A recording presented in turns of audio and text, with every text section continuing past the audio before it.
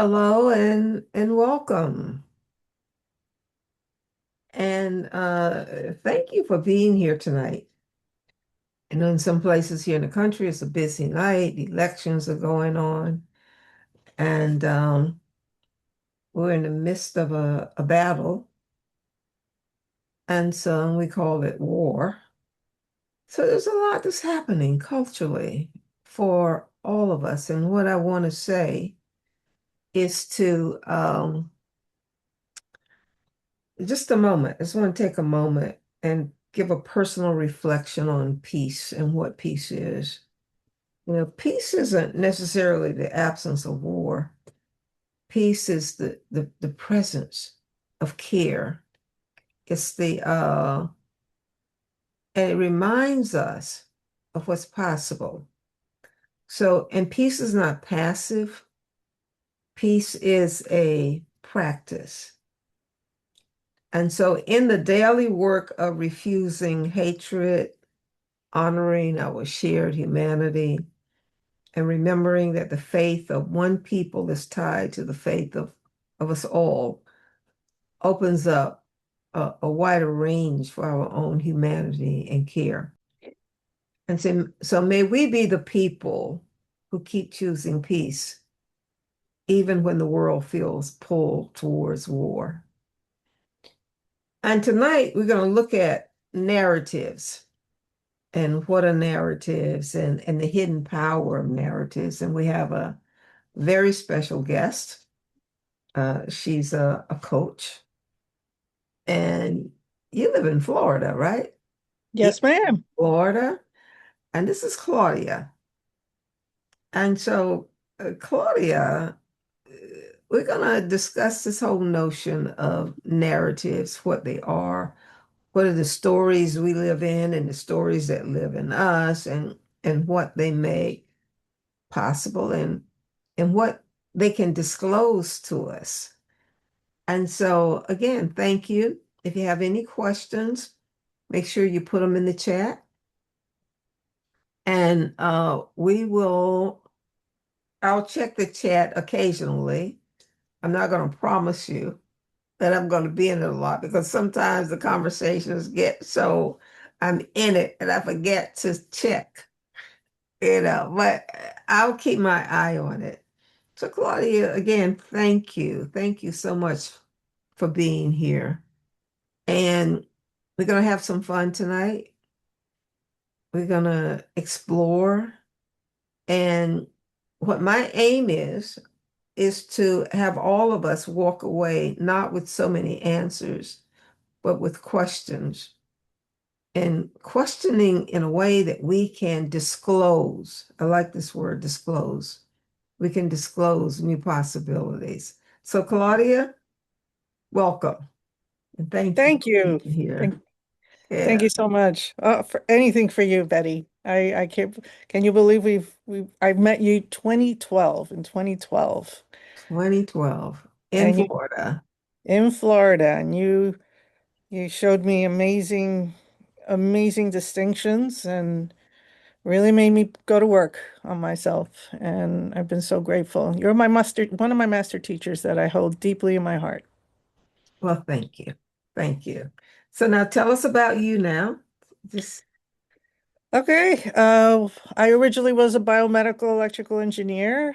I worked for GE Medical Systems and then got married, have two boys. We moved down to Florida, became an HVAC contractor, and then I met you and my whole world changed.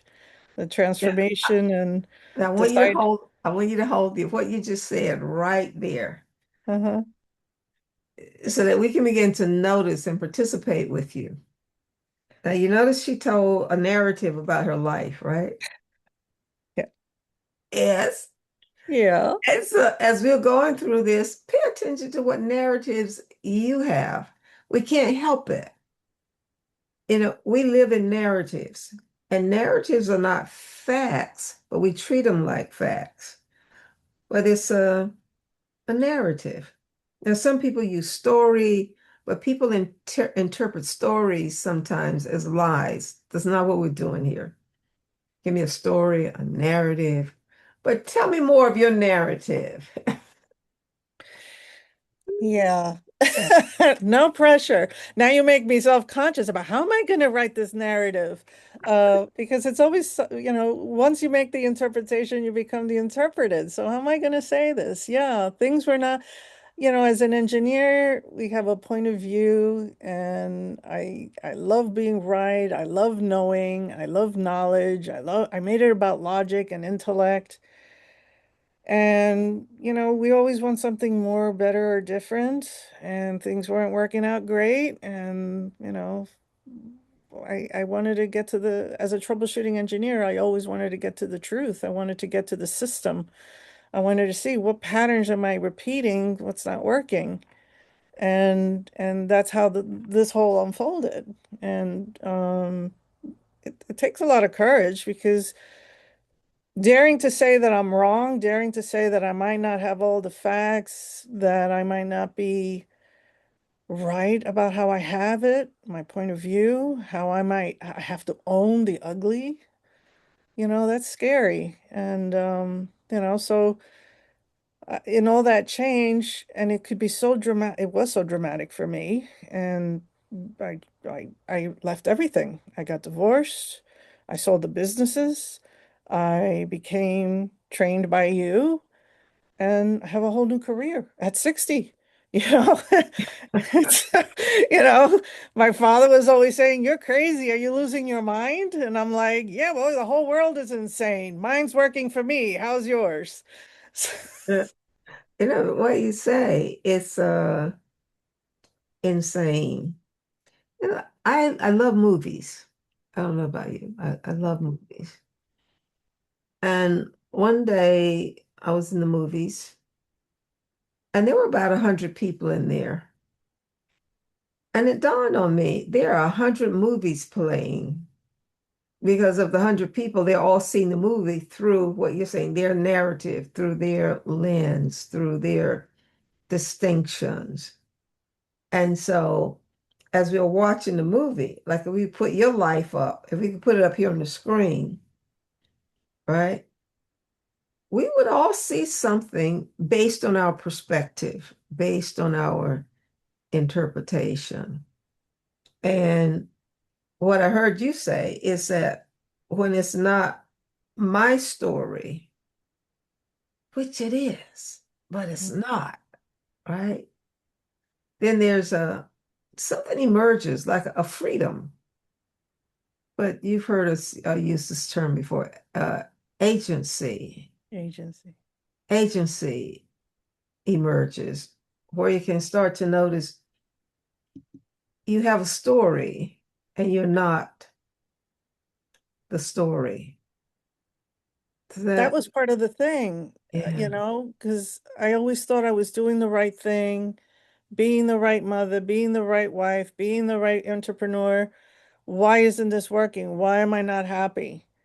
And like you said, I have to look inward and shift the internal state in order to shift the outcome, shift my experience. And that's what I think you're referring to is finding your coherence, is like living by your convictions, feeling that that you're living your truth and creating that freedom. That's where the freedom comes, not from the circumstance, but from what you're experiencing on the inside. Yes? yeah. You use a very important word, coherence. Mm. When there's coherency, and as an example, uh, the longer I live, the more I look for coherency instead of things. And what am I coherent with? Are my narratives coherent with, what would you call it? Your soul, your spirit, that which generated it all. I think it's alignment between what I'm thinking, what I'm feeling, how I'm behaving. It has to all be coherent. And That all that internal, it's like the engineering aspect of me. It has to all be working together as a system is foundational in order for me to execute the proper result and not burn my fuses. You know, Mm, you know. yeah. Like you said, coherency and working together. There's a structure. Sometimes as a human being, uh, and this is at the heart of ontology, not at the heart, I don't want to say that, but ontology asks us to look at what does it mean to be? What is being? Us human beings, we have the patterns of human beings, right? You and Mhm. I talked about patterns earlier. And when we can observe the patterns out of which we live our lives, when they're disclosed to us, then what happens? Something happens. We stop being in the dark, like Mm. you in your life, maybe. Visibility. Visibility. Because that which you can name, Mm. you say you can claim it, and in claiming can open up new possibilities. Yeah. So let me ask the audience here. Uh, what world does your narrative make visible? And along with making it visible, it's also hiding something to the audience. Just write it down and we'll get back here. But if it's made visible and hiding at the same time, what can that say about us human beings? Us amazing. We human beings are amazing. Crazy. Totally. But we're amazing. So what's hidden and what's concealed at the same time? What we do? Um, we all talk about that, oh, the oneness, the collective, how we're connected, we're interconnected. And I think because we're in the experience that we all have as human beings, we find ourselves separate. And we can't, it's hard to separate that point of view and understand that, gee, maybe I could see me in you, or you're reflecting in me, and of course it's wonderful to be reflected by you because you're amazing. But what about Joe Schmo we're not so happy about? you know so how am I connected to him? How is he a reflection of me? I once had a dream. It wasn't a dream. I don't know what it was. I meditate so much I can't tell the difference anymore. and and I felt that I was in this fun house, at a circus, and you're in the fun house and you're walking into all a maze of mirrors. And the dream was that I kept thinking it was all these different people. Oh, there's my father, there's my mother, there's, different people, strangers. And you're walking in towards this mirror thinking you're seeing, and what are you really doing? You're really walking into seeing a reflection of yourself. But um, that dream kind of opened me up to that possibility. It's like we're not different. And we're making up that we're separate, and that we're right the way I have it and you're wrong. And I think that's the major problem in the world. Yeah, and we fight, which leads to war. And war has been going on for many, many, many, many years here on this planet. And it's a battlefield because a part of what you said, we live in this notion that we're separate. And what's emerging now, I think, is another worldview. Another worldview. I like to call it an ecological worldview. Mhm. Uh, and they were interconnected, interdependent. And but in this old worldview, I'm gonna call it old because I'm working on having more and more people awaken to we are, as you said, interconnected, interdependent. And And that's a particular way of thinking and living. But it doesn't mean exclusion, does it? I'm excluding you. Mm-mm. You know, It's inclusion. it's inclusion. And when I notice someone who's trouble in their life or how they are living and they're doing things that are harmful, instead of hatred, I can have compassion. Yeah. Mhm. It's a, Yeah. yeah, compassion, like, because that is me over there. This is a different color, different age, different something, but that's a human being who has not yet found coherence. They say that word coherency Mm. with who and what they are. And then once we find what I found, once I found what I call coherency, something comes along and I'm uprooted again. Like it's New level.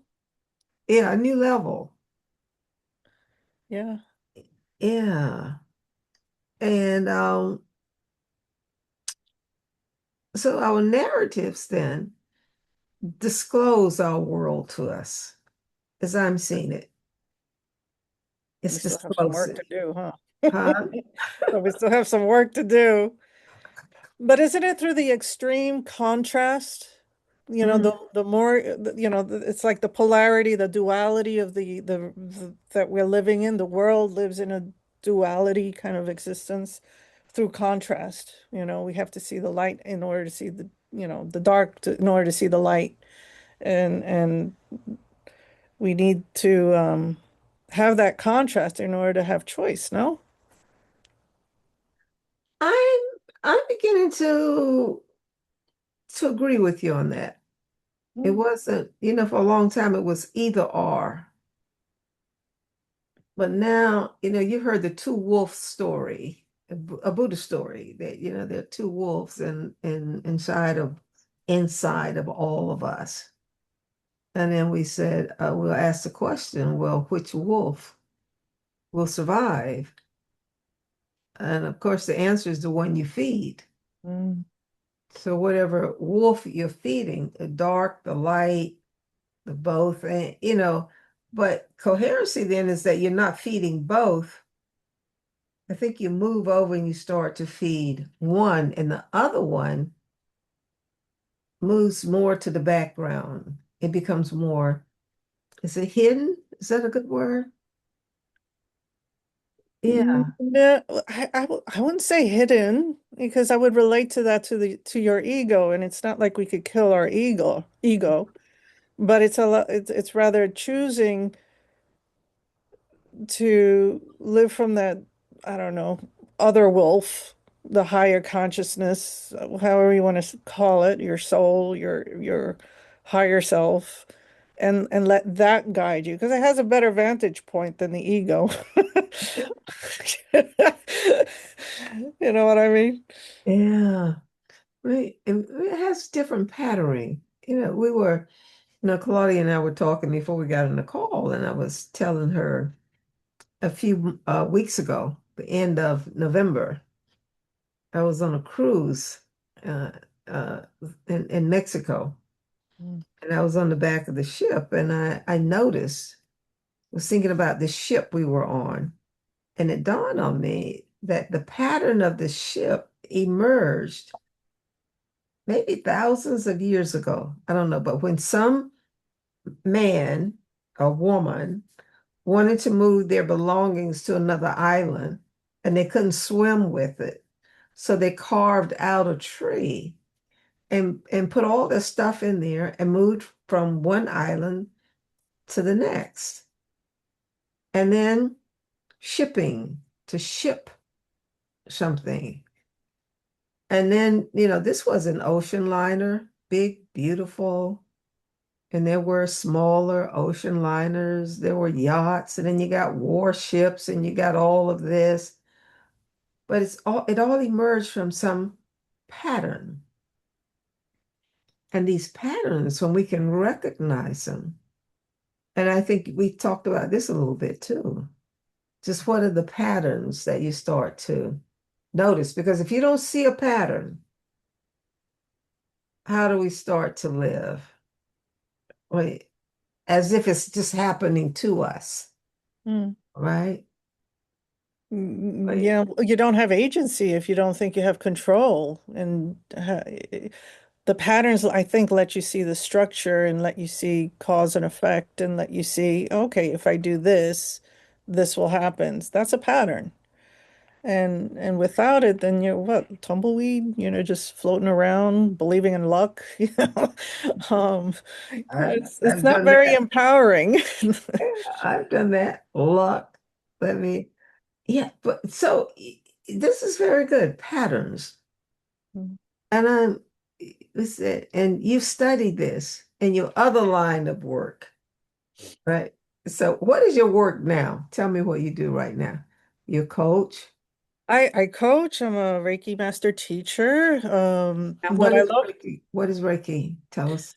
it's a yeah, it's funny. I remember when the shaman says, "Hey, you're ready for Reiki," and I'm like, "What?" Being the engineer, and he says, "What better than an electrical engineer and majoring in biomedicine, understanding how energy works with the body?" And I'm like, Mhm. "Okay, let's see what all this is about." And basically, it's calibrating yourself to receive and transmit. Um, Universal light or love, just to make it easier. It's just love, love from I don't know where, but okay, let's call it divine love, divine universal energy for healing purposes. We are energetic. That spark, that DNA, where's that energy coming from? So it is a little bit it's definitely a spiritual, metaphysical concept. So I love that because it created amazing results. I actually was part of a Harvard research study on Reiki, which kind of really helped placate my engineer that was saying, "Are you going crazy?" Yeah, you know, but it was really good to discover that, hey, if Harvard wants to give it some attention, it must be something. But now, I'm really very fulfilled. I work for Better Up, which is a company that aligns itself with corporations, major global corporations like Salesforce. Hello there, Maria. And and offering executive coaching and offering what do they need to create to shift, feel better, feel empowered, learn how to cognitive behavioral therapy, all these NLP, all those kind of concepts to help people get to their next level, achieve their dreams, whether it's to step into leadership or just how to balance life, work and life. Mm, hmm. Yeah, because a leader, this could be a whole nother podcast around leadership and what leadership is and what it's not. And what I'm finding is that leadership, the great leaders, and there are some leaders who are great and some that are not. Those are assessments, but I'll stand by my assessments. I said the great leaders bring about coherency, they bring about care, they bring about dignity, they bring about respect, especially, and we'll leave it to the work level, huh? Like the executives you're working with. And I'm finding today, Claudia, that so many executives and other people, in the midst of what's occurring, they're asking the question, how can I better lead? Mm, And some are asking the question, how can I get better results? mm, I don't know I don't know which question is the right question, but I think leading, how do I lead? How do I lead a team of people or a nation or a group of people? How do I lead and what narratives do I live in to have the people that I'm leading, have a better, fuller, richer life? And That's huge. That's a huge question, and I think it's individual. It's not the equation that applies for everybody. Everybody's having their unique experience. And what I fall back on is allowing them to discover what their truth is, what their coherent beingness is. Mhm. So looking at the micro and the macrocosms, we start from the inside and go out. It's like, what's going to stabilize me? What's going to empower me? Do I know where I'm going? Do I know what I want to create? What's inspiring me? And as you said before about not being exclusive but inclusive. If you're feeling secure and empowered of who you are and where you want to go, then your circle of control, which is yourself, is expanding, inspiring others, and that to me is leadership.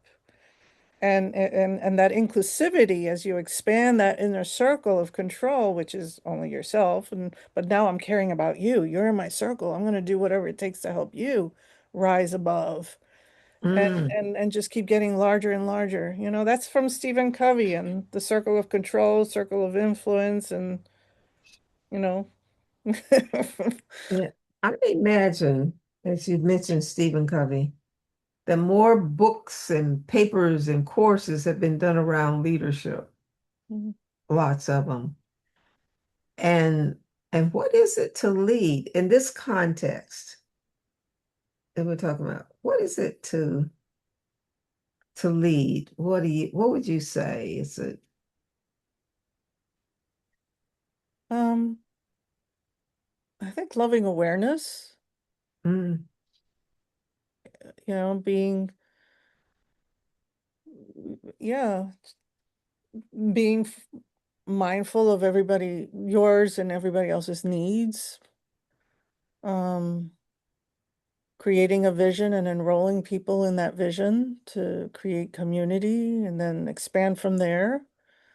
Um, It's hard to be honest nowadays. It's hard to be stand stand on your own and create that kind of cohesion.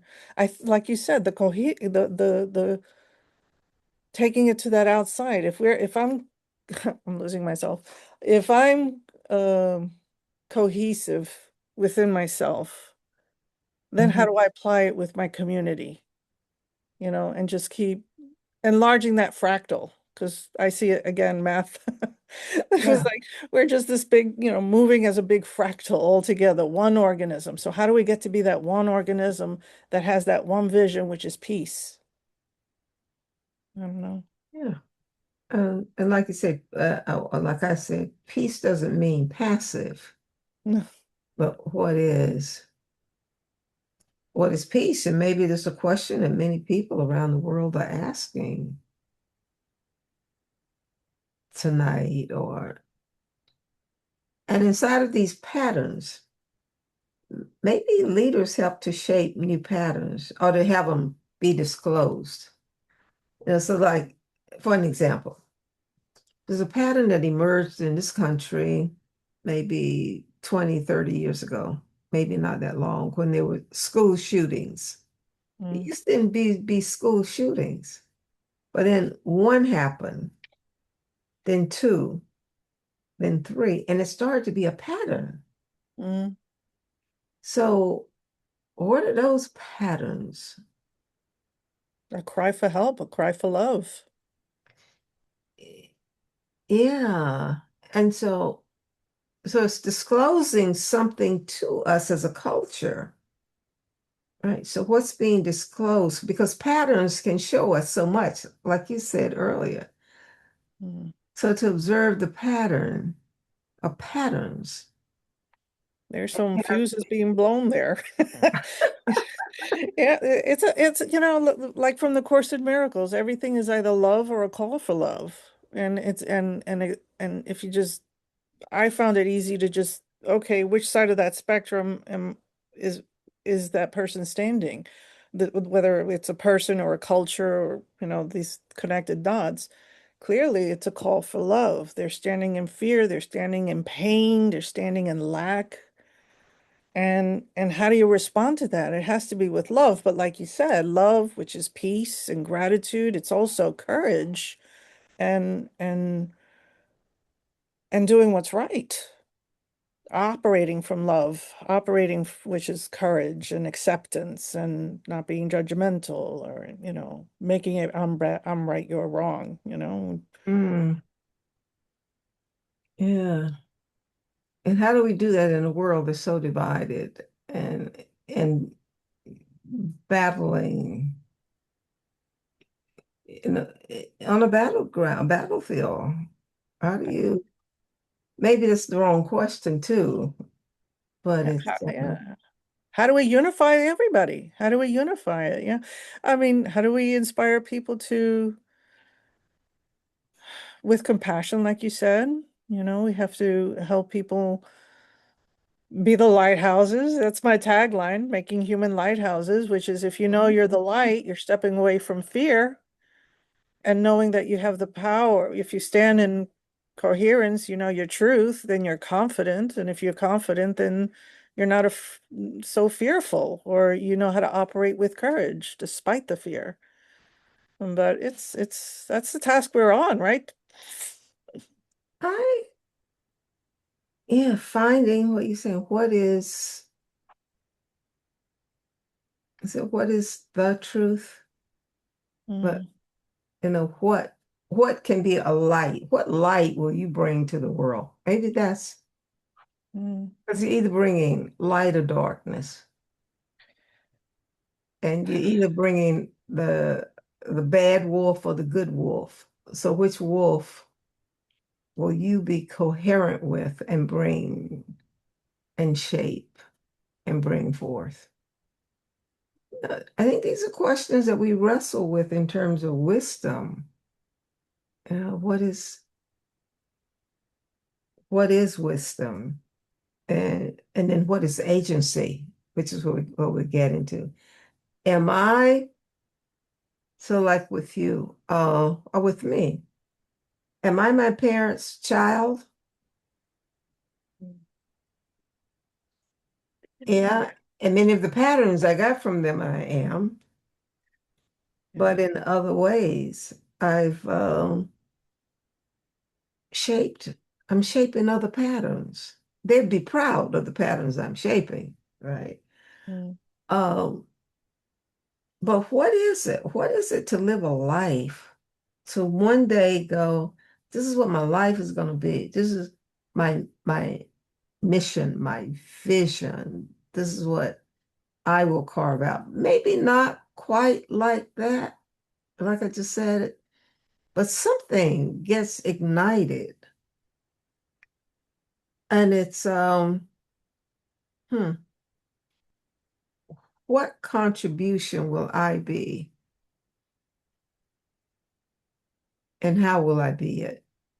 Maybe not the how, but there's something. And I've worked with lots of people around the world, lots of them. And I meet people occasionally where they're so grounded in what they will bring to the world. And whether it's in music, whether it's in art, whether it's in politics, whether it's in medicine, but it's almost as if they're driven not by some egoic standard, mm. but they're driven from their hearts and what matters and what will my life matter. I would say that's being coherent to yourself, to your inner truth. Mhm. And I remember seeing that. It's like you wonder, it's like, what does it take to be a Mozart or Michael Jackson? And what does it take to be, one of these amazing trailblazers? You want to make a difference. You want to be impactful. But sometimes you just have to give yourself grace to just discover it moment by moment and just take it one step at a time. I certainly I had no idea where I was going to be today. It was the last thing I'd imagine is that I'm here, not that I'm a Mozart or you by any close of the Yeah. imagination. But I'm happy. I feel fulfilled and happy in being in service the way I am right now, you know? Maybe that's maybe that's a part of it. We start to look at the narratives that we were born into and the ones that said you're not enough, you're insufficient, you should be. And we don't even know those narratives are still running us because I noticed in my life, I'm 77 and I've been working on a book for 10 years, right? And then finally one day I was out writing, walking, and I said, why am I not finishing this book? And then I walked a little bit further and I said, why is the wrong question? Because when I started to look at the why, it was, but you're not smart enough. I love philosophy, and what I want to write about is philosophy. You're not a trained philosopher. You're not this, you're not this. And finally it said, no, wrong question. And the question became, what will it take for you Mm, to finish this book? You know, whole change. And then I laid out a schedule. What it's going to take is this, this, this, and this. And the question of insufficiency moved further and further to the background. And maybe that's what it will take. I'm not sure, but something, we have talented people on this planet, talented people. mm. And quite often they're educated in a way where they don't trust themselves, they don't believe in themselves, or they're insufficient in some kind of way. Well, they're comparing. They think it should be this way, and they're comparing themselves, and that's the same as self-deprecation, you know, and Yeah. you could be so inspiring and not even realize it. Yeah.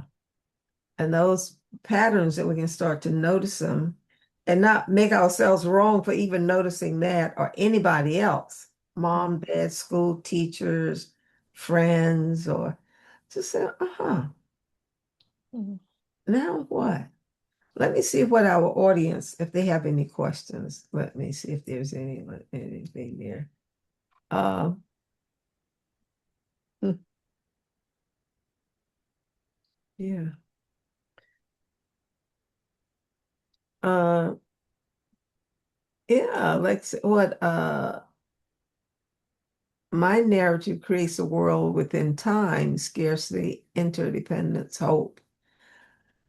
Maybe with the busyness of the world right now. Mm.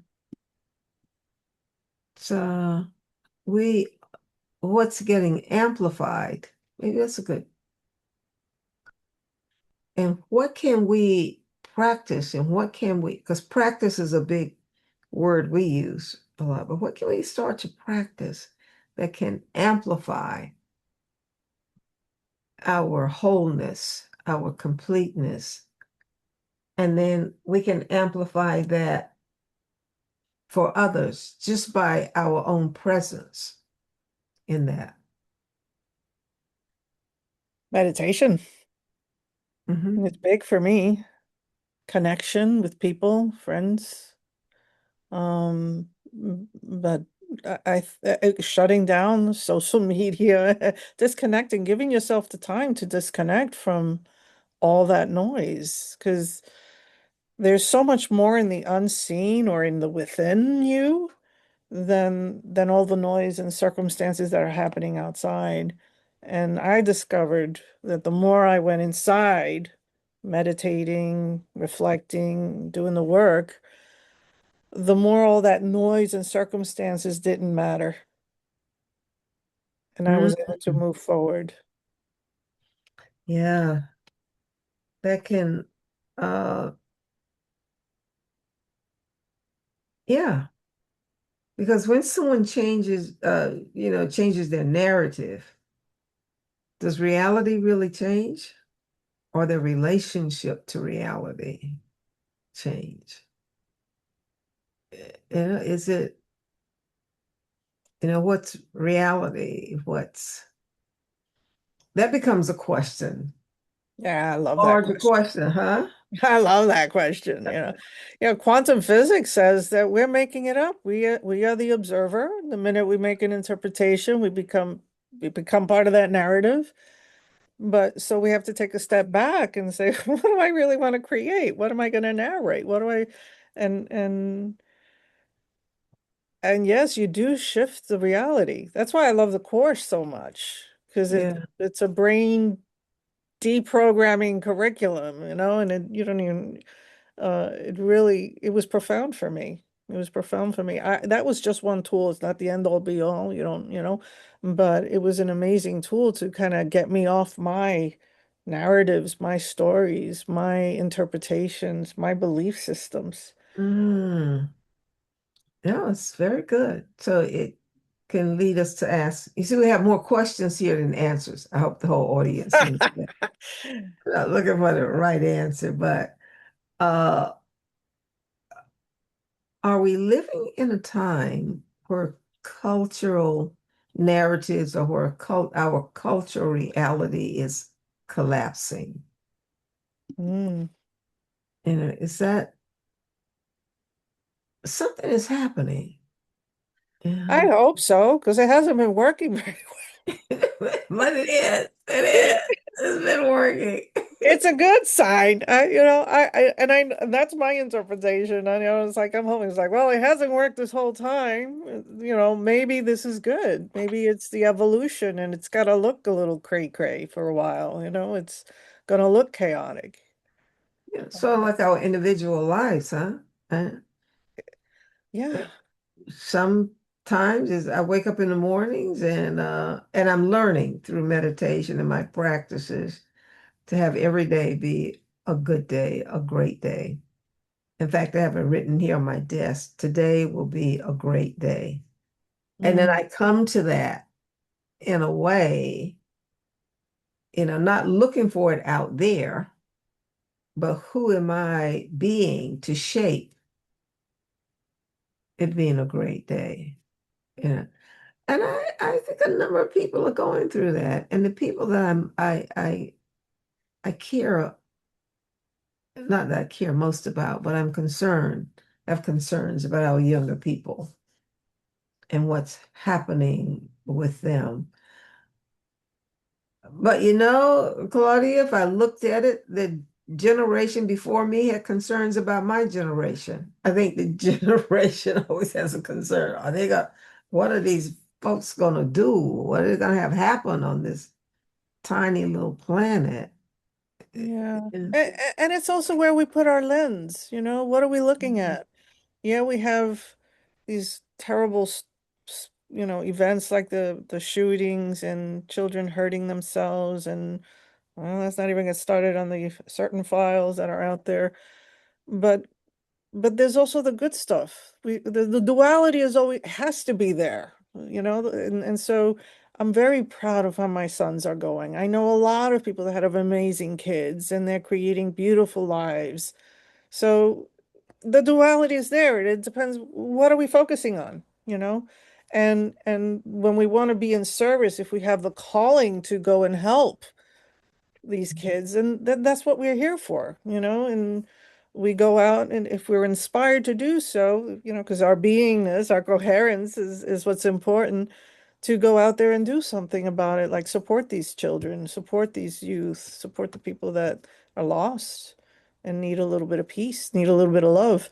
I hold um I hold my workshops or things, and we always create a meditation, and then we imagine that we're sending love and light to all those people that might need it, in the war and all these children, all these crazy, insane things that are happening in the world. Is it doing anything? I don't know, maybe. But what if again, I decided I don't know anything, so I might as well just do it because might be possible. yeah, that was like Galileo got into big trouble, huh? Remember the Galileo story where he was Galileo was quite brilliant, And he went to the Catholic Church and he said, the sun doesn't, the way we had it was that the earth was the center of the universe. And he said, no. So the earth is moving around the sun. So the sun is bigger. It's bigger light. This here we got light again. Mm, And they locked him up and they just apologized like maybe 20 or 30 years ago. It said, we were wrong. The earth does move around the sun. But yeah. again, it's when we get locked into certain narratives, they're hard to break. Yeah, because our narratives are saying this is the way that it is. This is the truth. And maybe no narrative is the truth. And there are narratives. Hmm. Be willing to be wrong. Yeah. And it's not the end of the world to be wrong. Well, you taught me a very important lesson. Stay in the question, be uncomfortable. Get comfortable with being uncomfortable. Yes. Mm. And be curious. Start to you know, reflect and notice your life, not from a place of judging, but what is this? What is this disclosing to me? What is this telling me? Like I see some people here on this call, and I know some of their lives. They are not, I don't know their lives, but I know a little bit about them. And these are people who have worked in their life to contribute to so many others and are still doing it. And so then the question again is what, hmm, if narratives disclose worlds, what responsibility do we have in the narratives we participate in? Not like a big, gigantic thing. I'm beginning to, I was talking to someone today, and it was, they wanted to know what was I up to in my life.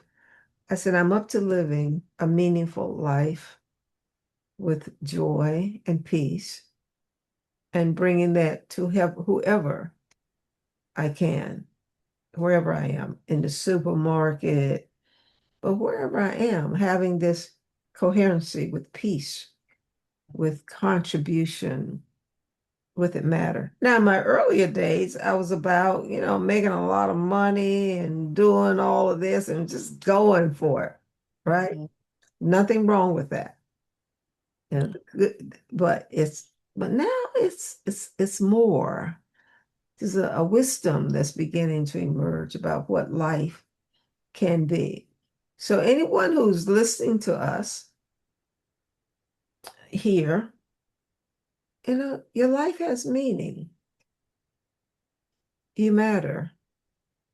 Not it's not about what you have or don't have, but it's about who you are and who you're becoming. Yeah. So you want to give us a few final words that you have here, Claudia? It's great talking with you. Uh, it's always such an honor to talk to you. Just my shaman studied under Thich Nhat Hanh, so I'm so Oh, endearing by him, and I loved him because I was so big on judging. Oh, yes, I am a daughter of my mother and father. So big on judging. And the term loving awareness, wow, it struck me. I was like, that's compassion, compassion for yourself, compassion for your brother, and just being like, huh, that's okay. It may not be very effective for me, but well, okay, maybe it's effective for you. And if it's your truth, okay. And just stepping into that mindfulness, which is, the term we use now, is how you can find your way to what your purpose is, what your meaning is. And you're right, it's not about riches and power and fame. At one point, I was like, oh, maybe I get to be the female Tony Robbins. But no, it's like, no, that was such an egoic. desire, not that it was wrong, but I was like, no, I don't need that. I'm happy. I'm at peace. And I think peace is highly underrated. You know, you know. So that's what I tell, that's what I think, you know. It's like find that inner spark and let it go into let it grow really big and strong and find your, And yeah. let it become a flame. Yeah. Yeah, your flame. My flame, your flame. Yeah, yeah. It doesn't have to shine all over the entire universe, but Yeah, your flame for you, your family, yeah. your community, and begin to develop agency.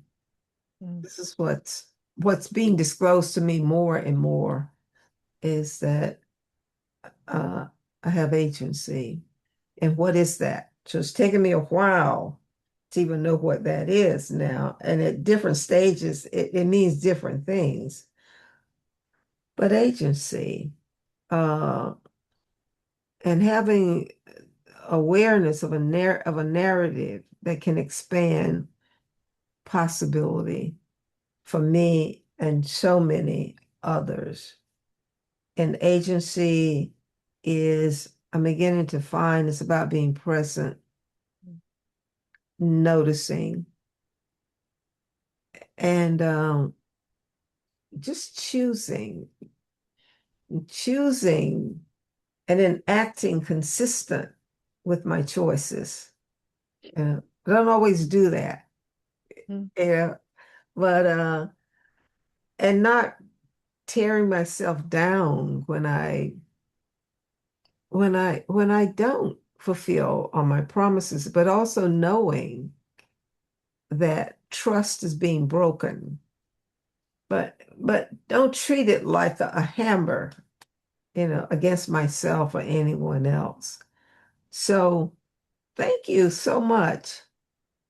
You have any closing words for us? oh, love, peace, and laughter, as I wish for everybody here. Laughter. Yeah.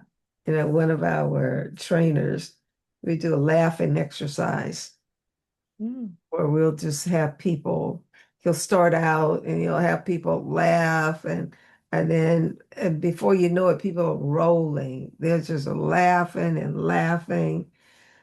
And and to be able to do that is a gift, yes. especially in today's world. What does it mean to laugh?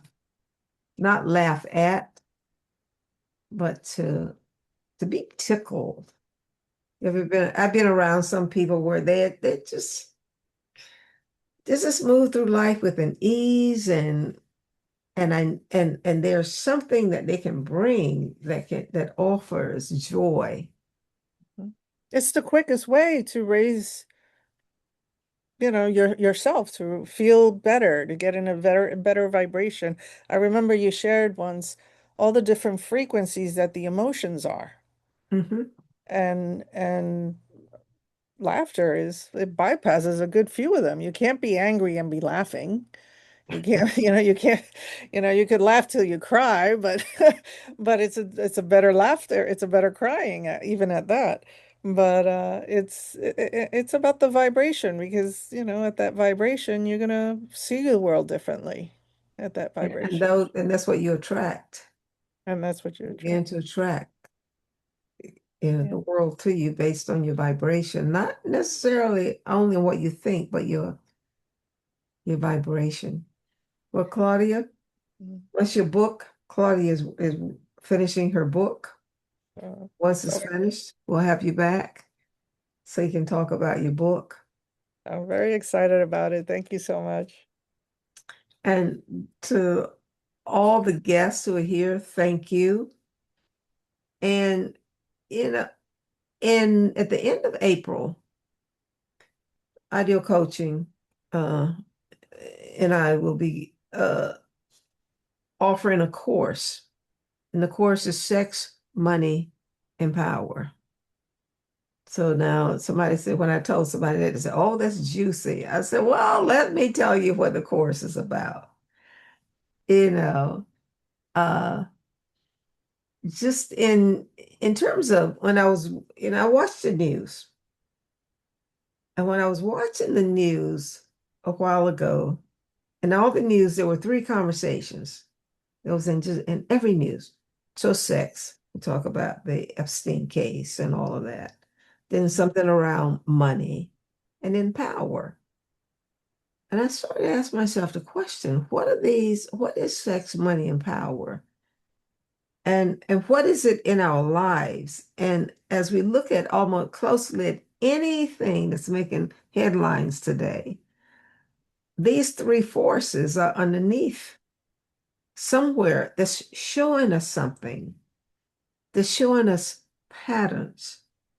Uh, and so I started to look at it ontologically and say, what does this all mean? And I wrote a course, and you'll hear more about it. But what structures? We live in structures, and in with structures, there are patterns. And so, what are we bringing about? Because once we see the structure we're living inside of, and we can say it's living inside of us, it's both and, then there's a possibility of bringing forth new patterns. So, you'll hear more about it. I look forward to you coming in, and it's a course of really questioning, not getting the answer, but to question something that I hope we've opened up here for you. What are some questions? How you're noticing? How you're participating? And it's an inquiry, and not just you, but us human beings. What is us human beings? And I thank all of you for being here. Claudia, thank you. We'll Thank have you. you back once you have your book out. Yeah. And with anyone here on this call, if you have any questions or anything, we'll be glad to hear from you. And what can I say to you? I want you to, again, walk in peace, Mm. walk in joy, walk in the possibility that we can live together, not imitating each other, but we can live together in our differences and begin to see that it's those differences that makes the whole so bright and brilliant and wonderful and caring. So the questions that you leave here with, and we have another 2 weeks from now, we'll have another one of these. And if there's anybody on this call that have any interest in being on the podcast, drop us a line. We thank you so very much. What can I say? May the blessings of God be upon you. May his peace abide within you. May her presence illuminate your heart now and forevermore. May you walk in peace. May you walk in joy. And may you walk in the courage that it takes to live in the light of life and what's possible. So Mm. thank all of you and good night. And we'll see you in a couple of weeks. Good night. Thank you so much.